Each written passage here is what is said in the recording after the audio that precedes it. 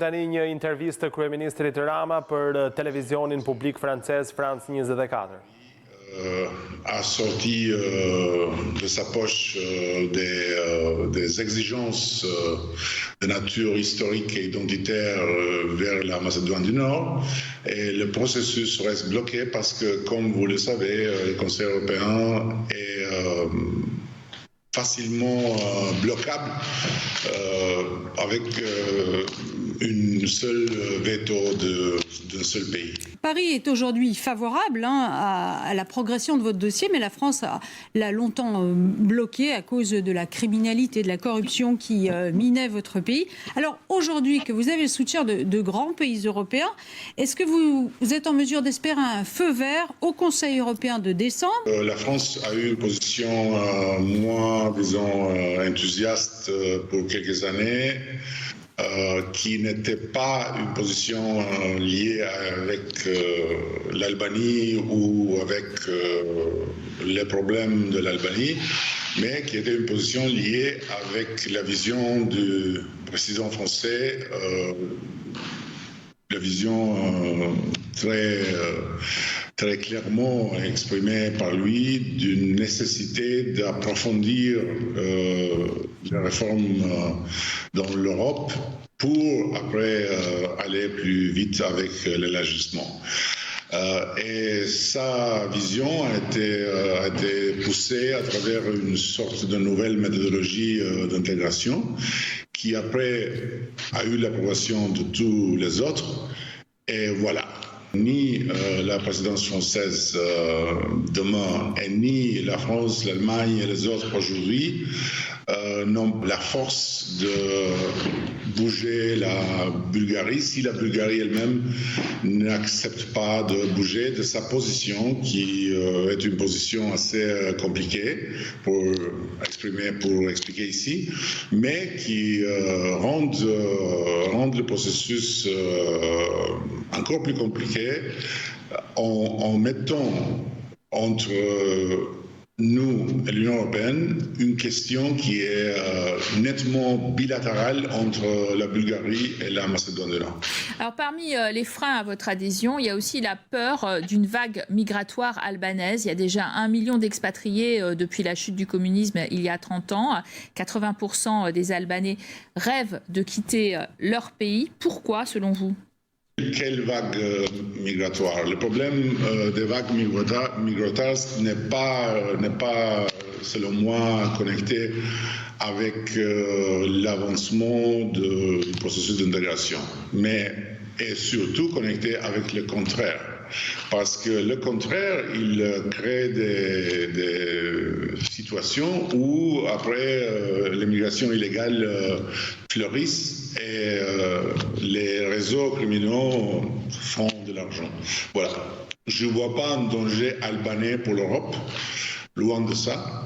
L'Europe a pu absorber des millions et des millions et des millions et des millions d'autres au détriment, pour dire la vérité, des pays qui ont perdu beaucoup de capital humain à cause de ces mouvements de l'Est à l'Occident. Et pour dire toute la vérité, l'Europe occidentale a besoin de la main-d'œuvre que les gens qui viennent de l'Est offrent, ou que les gens qui vont vers l'Europe occidentale des Balkans offrent. Il ne faut pas avoir peur de ça. Votre pays est l'un des plus pauvres d'Europe. Et puis, il y a aussi la situation de droit. C'est encore un pays où il y a beaucoup de corruption. Notamment, on a vu récemment, dans l'actualité récente, l'arrestation du procureur général, le chef du parquet. Alors, après 8 ans au pouvoir, où en êtes-vous dans la lutte anti-corruption? Vous avez dit beaucoup de corruption. Je dirais que l'Albanie a un problème de corruption, mais l'exemple que vous avez amené, et ce n'est pas le seul, montre que la lutte contre la corruption est montée dans un autre niveau. Ça veut dire, oui, en comparaison avec la France ou avec d'autres pays de l'Union européenne, on est un pays qui a encore un problème de corruption à résoudre. Mais en comparaison avec 8 ans auparavant, il n'y a pas de comparaison. on est en train de transformer complètement notre système de la justice et on continue à faire un nettoyage exemplaire des corrompus du système de la justice. Alors parlons un petit peu de votre région, les Balkans. La Serbie a fait une campagne de vaccination express avec des vaccins russes et chinois, avec qui elle entretient donc des bons rapports. Ces pays, elle se targue d'avoir vacciné 30 000 étrangers cet été. Alors monsieur le Premier ministre d'Albanie, chez vous, 40%, encore moins donc qu'en Serbie, de vaccinés.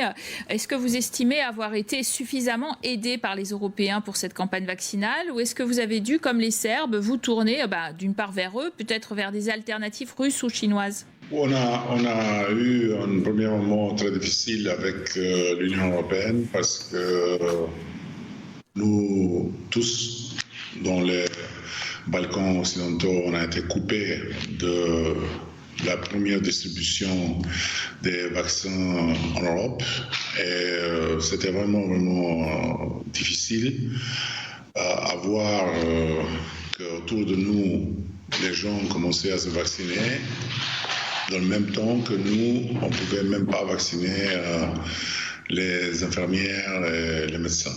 Et on a pu résoudre ça en ouvrant vers d'autres alternatives.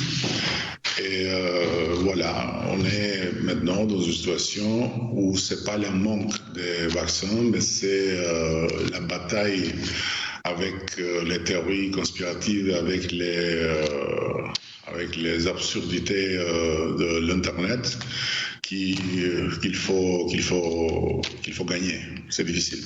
Alors, vous avez effectivement reçu à Tirana le ministre chinois des Affaires étrangères.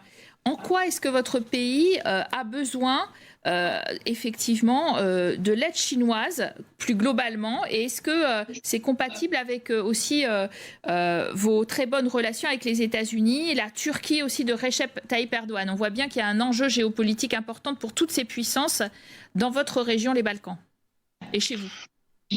Mais non, dans le cadre de la coopération de la Chine avec le soi-disant groupe des pays de l'Europe centrale et orientale, les pays ex-communistes, le format 17 plus 1, l'Albanie pratiquement n'a pas reçu rien. Ça veut dire qu'on a des bonnes relations, mais au niveau de la présence des investissements ou de l'aide chinoise, il n'y a rien de particulier à noter. Tandis que la Turquie, c'est un partenaire stratégique de l'Albanie, comme la Grèce et comme l'Italie. C'est un triangle très important historiquement, traditionnellement. C'est des peuples, des pays amis. Selon moi, personnellement, la Turquie n'a pas une stratégie dans les Balkans qui va dans le contraire de l'intégration des Balkans de l'Union européenne. Même pas sur l'islamisme, sur la question de l'islam et de son modèle justement musulman. Mais il y a rien dans cette direction. J'ai vu plein de mots et pas mal d'articles en disant que les mosquées sont en train de fleurir dans les Balkans, inclus l'Albanie, mais je vous dis que depuis maintenant 30 ans, il y a une seule mosquée qui a été construite, une belle mosquée qui a été construite avec l'aide de la communauté musulmane turque. Une seule. Edi Rama, une question sur la présence dans votre pays des réfugiés afghans, ceux qui fuient les talibans. Ils arrivent au compte-gouttes dans l'Union européenne. Leur accueil est un sujet sensible parce qu'ils constituent un important contingent de demandeurs d'asile, le deuxième après les Syriens. Alors l'Europe hésite, on le voit bien, à en accueillir davantage, tandis que vous avez ouvert vos frontières pour leur proposer un séjour en transit avant qu'ils aillent vers les États-Unis, le Canada. Vous estimez aujourd'hui que l'Europe en particulier n'en fait pas assez collectivement ?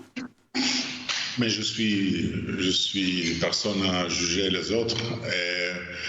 Et je peux parler seulement de l'Albanie. C'est le seul pays en Europe qui a eu plus de juifs après la Seconde Guerre mondiale qu'avant, exactement parce que la maison de l'Albanais, c'est du Dieu et de Lot. Et alors les juifs ont été protégés par les Albanais. Et il y a pas un seul cas d'un juif qui a été consigné aux nazis. C'est un pays qui, il y a 30 ans, a dû passer à travers la même expérience que les Afghans, en quittant un enfer qui n'était fondé sur le fondamentalisme islamique, mais était fondé sur l'athéisme le plus pur et dur d'un régime brutal communiste. Et donc, nous avons quitté, nous avons frappé dans d'autres portes, et voilà. Et dernièrement, c'est un pays de l'OTAN.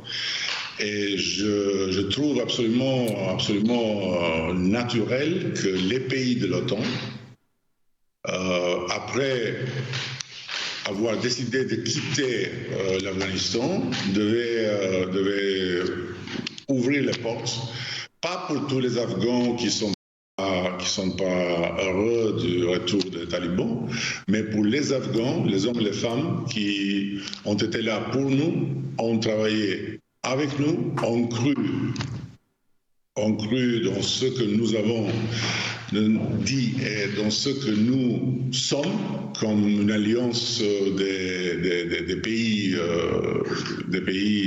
modernes, démocratiques et tout ça, et qui ont mis leur face dans la première ligne du changement en Afghanistan. Et alors comment les pays de l'OTAN pouvaient tourner le dos et dire voilà, nous on y va, et vous pouvez rester ici et vous pouvez attendre que les talibans viennent vous assassiner ou torturer ou vous couper les mains et la tête parce que vous avez été non collaborateur. Alors, on termine quand même, petite question quand même sur votre collaboration régionale, parce que ça a longtemps été une poudrière quand même les Balkans. Hein. C'était un endroit où il y a une guerre sanglante entre notamment les membres de l'ex-Yougoslavie. Vous avez effectivement appelé à Open Balkan, un mini Schengen pour faciliter la circulation des marchandises entre Albanie, Macédoine du Nord et Serbie, supprimer les frontières dès 2023. Mais les trois autres pays des Balkans ne peuvent pas s'y joindre en raison de ces tensions ethniques entre musulmans et chrétiens. Premièrement, les Balkans ouverts ou Open Balkan, comme on dit, on s'est mis ensemble. La porte est ouverte pour tous les pays des Balkans sans préconditions, mais l'idée c'est de ne pas rester victime des veto de quelqu'un ou de quelqu'un d'autre qui veut pas ça. Nous, on veut faire pour la région quelque chose d'important pour les gens.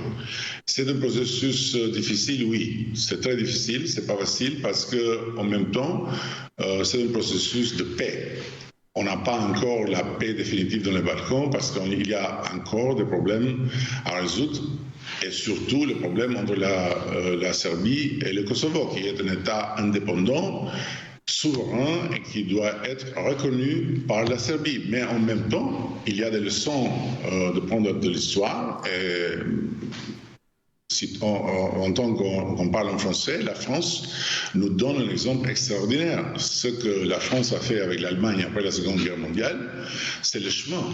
Merci Edi Rama d'avoir répondu à notre invitation. Je crois qu'effectivement vos derniers mots, c'était une bonne conclusion pour ce Forum de la paix. Ndojmë intervistën e kryeministit Rama me televizionin publik francez France 24, do shkojmë tani në publicitet.